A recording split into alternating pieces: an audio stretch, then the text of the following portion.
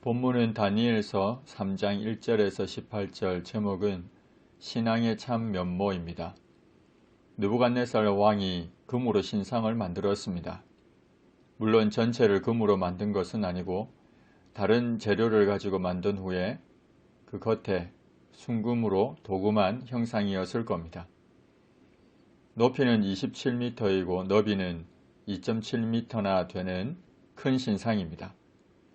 보통 사람의 비율은 6:1이라고 보는데 이 신상의 비율은 10:1이어서 조금 특이합니다.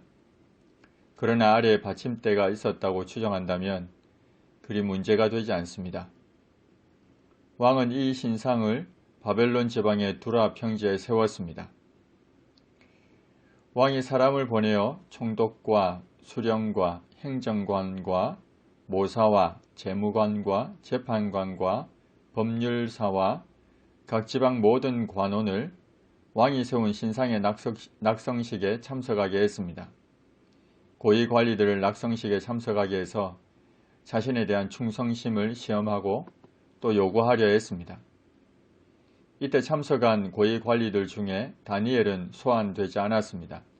낙성식 때문에 왕이 왕궁을 비우는 동안 왕궁을 지켜야 했기 때문이라 볼 수 있습니다. 고위 관리들은 왕이 세운 신상 앞에 섰습니다. 선포하는 자가 크게 외쳤습니다. 백성들과 나라들과 각 언어로 말하는 자들아, 왕이 너희 무리에게 명하시나니 너희는 나팔과 피리와 수금과 삼현금과 양금과 생황과 및 모든 악기 소리를 들을 때에 엎드려 느부갓네살 왕이 세운 금 신상에게 절하라. 누구든지 엎드려 절하지 아니하는 자는 즉시 맹렬히 타는 풀무불에 던져 넣으리라. 공중 오케스트라의 악기 연주가 시작된과 동시에 그 모든 관리들은 일제히 신상 앞에 엎드려 절해야 한다는 명령을 했습니다. 그러자 모든 백성과 나라들과 각 언어를 말하는 자들이 나팔과 피리와 수금과 삼연금과 양금과 및 모든 악기 소리를 듣자 곧 느부갓네살 왕이 세운 금 신상에게 엎드려 절했습니다. 그때 어떤 갈대아 사람들이 나와 유다 사람들을 참소했습니다. 유다 사람들을 조각조각 씹어 삼켰습니다. 그들이 왕에게 이렇게 참소했습니다. 왕이여 만수무강하옵소서.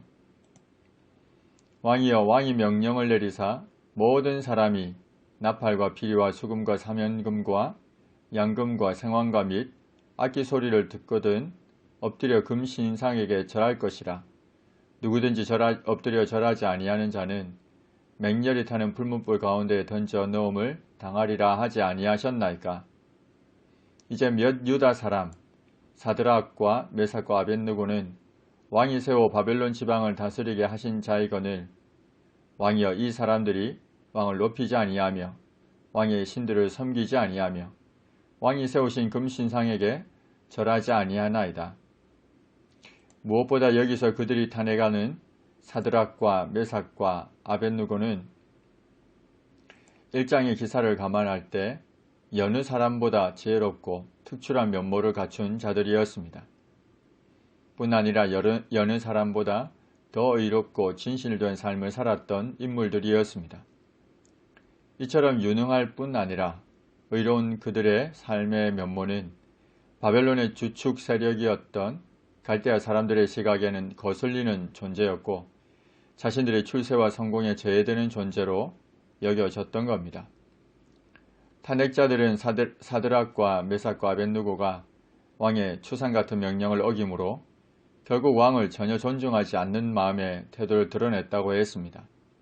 그리고 이러한 행동은 당시 왕에 대한 심각한 모독의 죽음을 면하기 어려운 중죄에 해당합니다.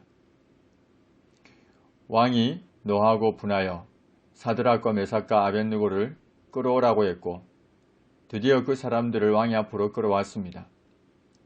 왕이 그들에게 물었습니다.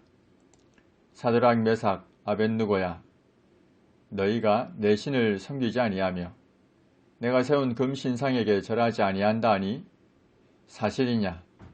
이제라도 너희가 준비하였다가 나팔과 피리와 수금과 삼연금과 양금과 생황과 및 모든 악기 소리를 들을 때 내가 만든 신상 앞에 엎드려 절하면 좋거니와 너희가 만일 절하지 아니하면 즉시 너희를 맹렬히 타는 풀무불 가운데 던져 넣을 것이니 능히 너희를 내 손에서 건져낼 신이 누구이겠느냐.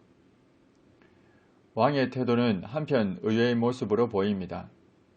왜냐하면 왕은 극도로 분노하고 있었고 금신상에 절하지 않는 자는 지위고하를 막론하고 누구든지 극렬히 타는 풀무불에 던져 넣을 것이라고 이미 공포했기 때문입니다.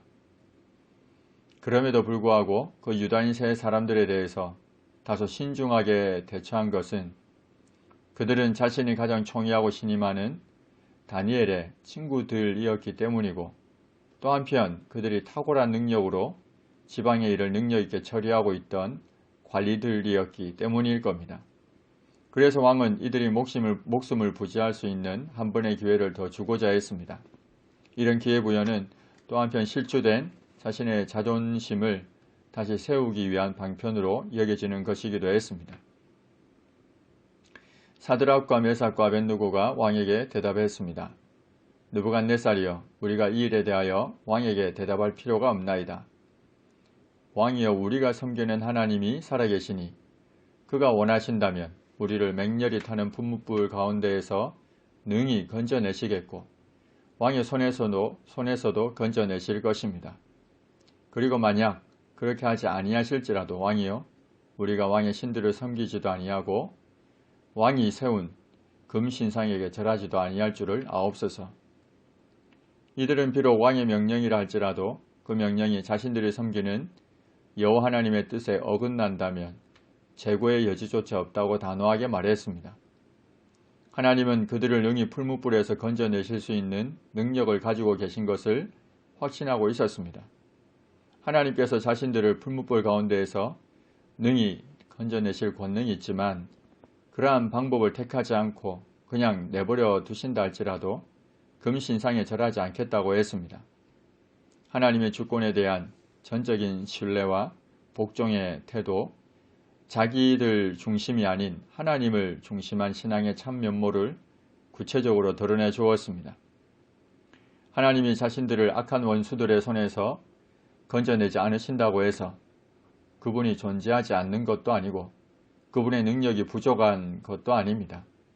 그분이 우리에게 필요한 직접적인 도움을 주시지 않는다 해서 우리가 그분을 배반하고 우리에게 실제적인 유익이 되는 것을 조차 살아가서는 안 됩니다. 하나님은 모든 어려움에서 당신의 자녀들을 건지실 능력이 있는 분이십니다. 그리고 언제든지 그의 자녀들을 고난에서 건지기를 원하십니다. 그러나 그 자녀들에 대해 어떤 특별한 목적을 가지고 그 목적을 달성하기 위해 일부러 그 자녀들에게 고난을 주기도 하시고 또한 그 고난의 자리에서 건져주지 않기도 하십니다. 그 모든 결정은 주권자 여호와 하나님께 달려있는 것이지 우리가 선택할 부분이 아닙니다.